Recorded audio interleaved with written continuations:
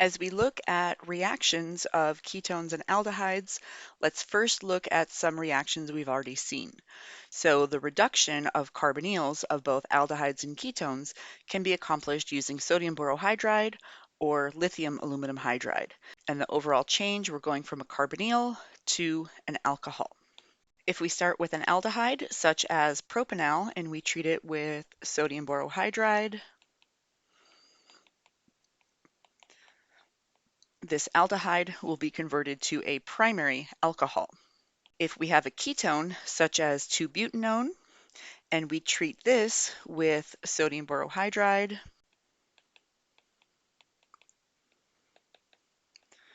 we will obtain 2-butanol, which is a secondary alcohol. In our next example, we have both a ketone and an alkene.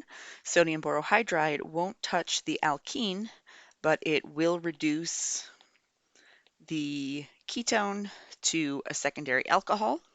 And in our last example, we have both an aldehyde and a benzene ring. Sodium borohydride won't reduce the benzene, but it will reduce the aldehyde to a primary alcohol. We see the same thing if we use lithium aluminum hydride. An aldehyde will be converted to a primary alcohol, the same thing we had over here. A ketone will be reduced to a secondary alcohol.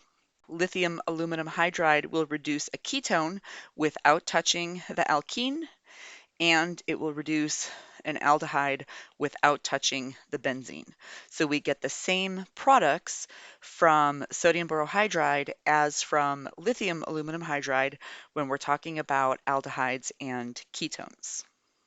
Let's look more closely at the reduction of a carbonyl with sodium borohydride or lithium aluminum hydride. So for example, if we're looking at cyclohexanone being reduced with sodium borohydride to give cyclohexanol, well, we're using borohydride.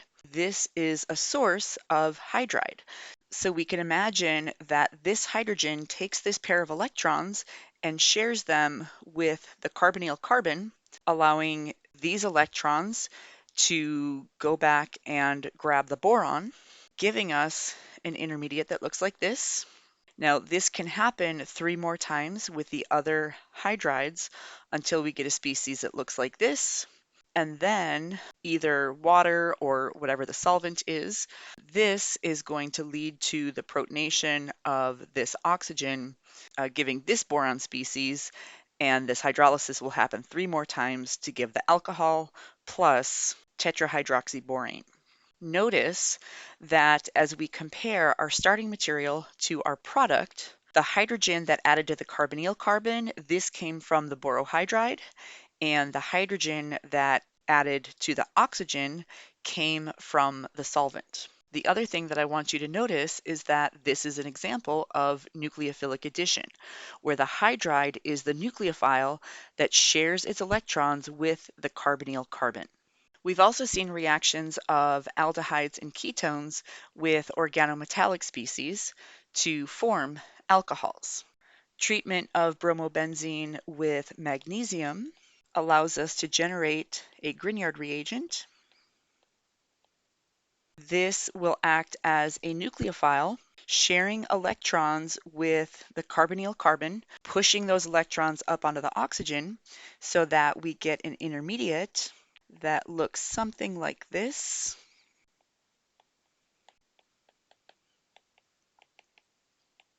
And then with aqueous acid workup, we will be able to isolate our product, which is an alcohol. So this piece came from the Grignard, and this is what used to be the aldehyde. In a similar reaction, if we start with methyl bromide and we treat this with lithium, we can generate methyl lithium, and then that can react with acetone. The carbon of the methyl lithium will share its electrons with the carbonyl carbon, pushing these electrons up here, giving an intermediate.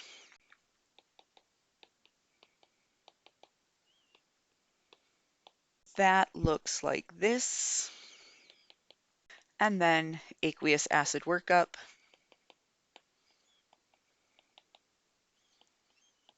leads to this tertiary alcohol. And one more example, this one starts out a little bit differently. If we have a terminal alkyne and we treat it with a strong base such as amide, the nitrogen will grab off the proton, put these electrons onto the carbon, generating an alkyne anion, which can act as a nucleophile, sharing its electrons with the carbonyl carbon, giving us this intermediate, and then aqueous acid workup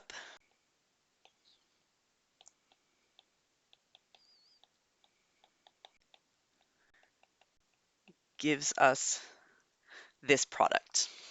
So aldehydes and ketones can react with Grignard reagents, organolithium species, or alkyne anions to undergo nucleophilic addition, where the carbon is the nucleophile, adding to the carbonyl carbon, leading to a new carbon-carbon bond and the formation of an alcohol.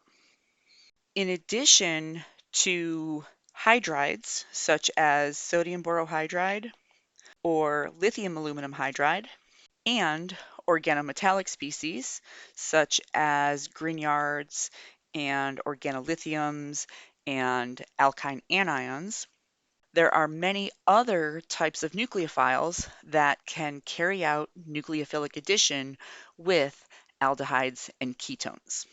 For example, if we have acetaldehyde, we can react this with water. Water can act as a nucleophile, resulting in the formation of a hydrate.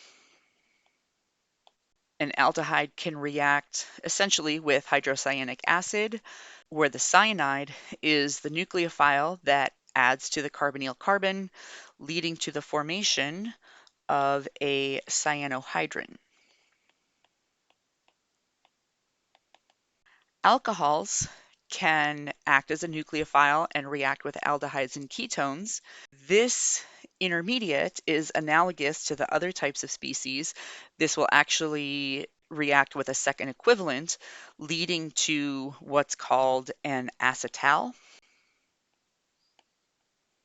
A primary amine can react with aldehydes and ketones to form an analogous species, and then this will undergo the loss of water to form an imine. And a secondary amine will also act as a nucleophile with aldehydes or ketones, giving this intermediate, which also loses water, to form an enamine. Now for comparison, if we were to react this with sodium borohydride or lithium aluminum hydride, we would get this, where let's say this came from the hydride reagent. And if we reacted it with a Grignard, we would get this, where the R is what came from the Grignard or the organolithium. Just as we've seen with hydrides and Grignards, for example, acting as nucleophiles and sharing electrons with the carbonyl carbon, resulting in alcohols, other nucleophiles can also add. In each case, we get an analogous tetrahedral complex, and so these are analogous to these, but in some cases, additional reactions happen so that we get something that looks a little bit different. But still, in all of these cases, we're talking about nucleophilic addition. One difference, if you'll notice, these are all equilibrium arrows, and so these are reversible nucleophilic addition. Whereas adding a hydride or a Grignard or organolithium, these are irreversible nucleophilic addition. Try to think about, once this is formed, can this go backwards? That would require kicking out an H-, and that is not going to happen. If we tried to get this reaction to go backwards, then it would have to kick out either an H minus, or to truly go backwards, it would have to kick out an R minus. And so these reactions are not going to happen. So while these nucleophiles will add irreversibly, other nucleophiles will add reversibly. So here we have an overview of many other types of nucleophilic addition. We are going to go through all of these in detail in separate videos.